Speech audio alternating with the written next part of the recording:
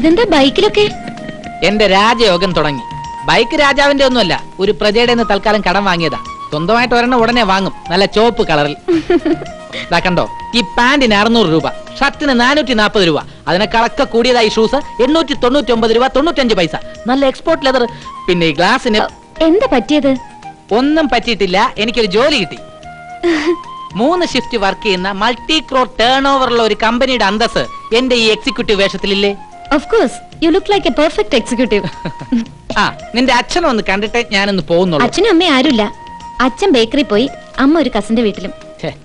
ഈ വേഷത്തിൽ വന്ന് കല്യാണ തീയതി നിശ്ചയിച്ചിട്ട് പോവാന്നാണ് ഞാൻ വിചാരിച്ചത്. ആ, വരുമ്പോ പറഞ്ഞേക്ക് ഇനി ഒരു സ്ഥിരം ജോലിയുടെ ആവശ്യം എന്നോട് മിണ്ടി പോരുതെന്ന്. കാപ്പി കുടിച്ചിട്ട് പോവാം. കാപ്പിയൊക്കെ പിന്നെ. ഓഫീസിൽ വലിയ AC റൂമിൽ ഞാനൊന്ന് ബെല്ലമർത്തിയാൽ മതി, പ്യൂൺ വന്ന് ഭവ്യതയോടെ നിൽക്കും എന്റെ ആജ്ഞ കേൾക്കാൻ. കാപ്പിയും ചായയും ബോൺവിറ്റയും ഒക്കെ റെഡി.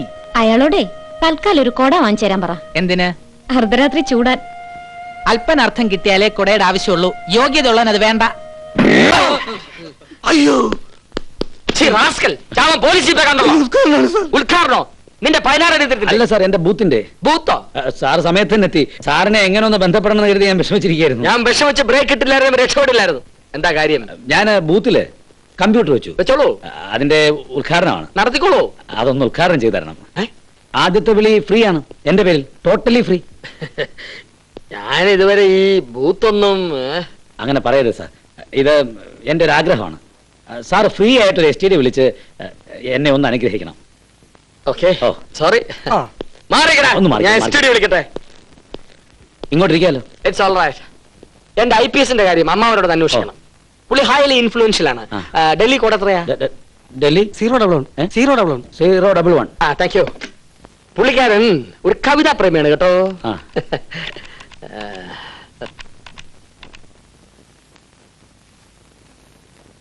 ലൈൻ കിട്ടി, ബെല്ലടിക്കുന്നുണ്ട്. സ്റ്റോപ്പ്. ഹലോ അമ്മ, ഞാനാണ് രാമു. എന്റെ IPSന്റെ കാര്യം എന്തായി? വേണ്ട കേന്ദ്രങ്ങളിൽ പ്രഷർ ചെലുത്തിയോ?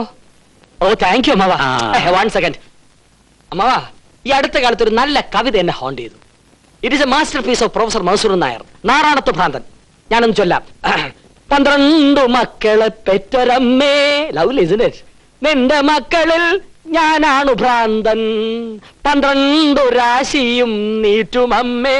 അമ്മ കേൾക്കുന്നുണ്ടല്ലോ? നിന്റെ മക്കളിൽ ഞാനാണ് അനാഥൻ, എന്റെ സിരയിൽ നുരയ്ക്കും പുഴുക്കളില്ല, കണ്ണിലിരവിന്റെ പാഷാണ തിമിരമില്ല, ഉള്ളിൽ അഗ്നികോണിൽ കാറ്റുരഞ്ഞ് തീചീറ്റുന്ന നഗ്നമാം ദുസ്വർഗ കാമമില്ല, വാഴ്വിൽ ചെതുമ്പിച്ച വാതിലുകൾ അടയുന്ന പാഴ്നിഴൽ പുറ്റുകൾ കിതപ്പാറ്റി ഉടയുന്ന ചിടകെട്ടി കേവലത ധ്യാനത്തിൽ ഉറയുന്ന ചുടുകാട്ടിലെരിയാതെരിഞ്ഞ തിരിയ നേരു ചികയുന്ന ഞാനാണു ഭ്രാന്തൻ, മൂകമുരുകുന്ന ഞാനാണു മൂഢൻ.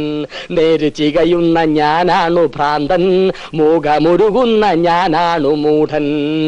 കോയ്മയുടെ കോലങ്ങൾ എരിയുന്ന ജീവിത ചുടലയ്ക്കു കൂട്ടിരിക്കുമ്പോൾ. രാമ രാമ രാമ രാമ രാമ രാമ രാമ രാമ. അച്ഛന് ജീരവെള്ളം എടുത്തു വെച്ചിട്ടുണ്ട്. രാത്രി വലിവോ മറ്റോ വന്നാ വിളിക്കാൻ മടിക്കണ്ട. ഒന്നും വരില്ല, മോള് വാതിലടിച്ച് പോയി കിടന്നു. രാമ രാമ രാമ രാമ രാമ രാമ രാമ രാമ.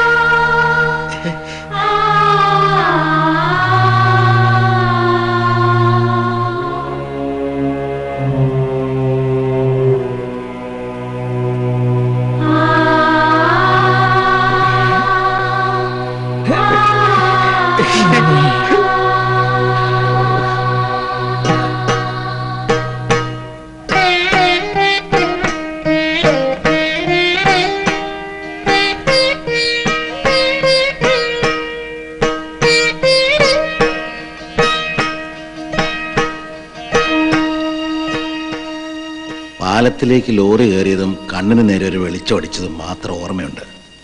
പിന്നെ മുഴുവൻ ഇരുട്ടായിരുന്നു. ഏതോ കാട്ടുമൂലയിൽ ഒരു ആശ്രമത്തിൽ വെച്ചാ എനിക്ക് ഓർമ്മ വന്നത്. തലയ്ക്കും കാലിനും നല്ല പരിക്കുണ്ടായിരുന്നു. ഒരുതരം മരവിപ്പായിരുന്നു. ഒന്നും ഓർക്കാൻ കഴിയാത്ത പോലെ. സത്യത്തിൽ ഇതൊരു പുനർജന്മമാണ്. ഇവിടെ വന്നു കയറുന്നവരെ നീ ജീവിച്ചിരിപ്പില്ലെന്നാണ് വിചാരിച്ചത്. അച്ഛന് നീ ഒരു പുനർജന്മ. എന്നെ രക്ഷിച്ചവരുടെ പേര് പോലും എനിക്കറിയില്ല. ആ ആശ്രമത്തിലാകെ 4 or 5 പേരേ ഉള്ളൂ. അവരെന്നെ എങ്ങോട്ടും വിട്ടില്ല. എന്തൊക്കെയോ നാടൻ മരുന്നുകൾ തരും. വെച്ചുകെട്ടലും വേദനയും ബോധം മറിയലും. ഓ മതി, ഇനി ഒന്നും ഓർക്കണ്ട. ഈശ്വരനുണ്ടെന്ന് എനിക്ക് മനസ്സിലായി, ശരിക്കും മനസ്സിലായി. അമ്മണി, എനിക്ക് അവളെ ഒന്ന് കാണണം. നേരം വെളുക്കട്ടെ, നമുക്ക് എല്ലാവർക്കും കൂടി പോവാം.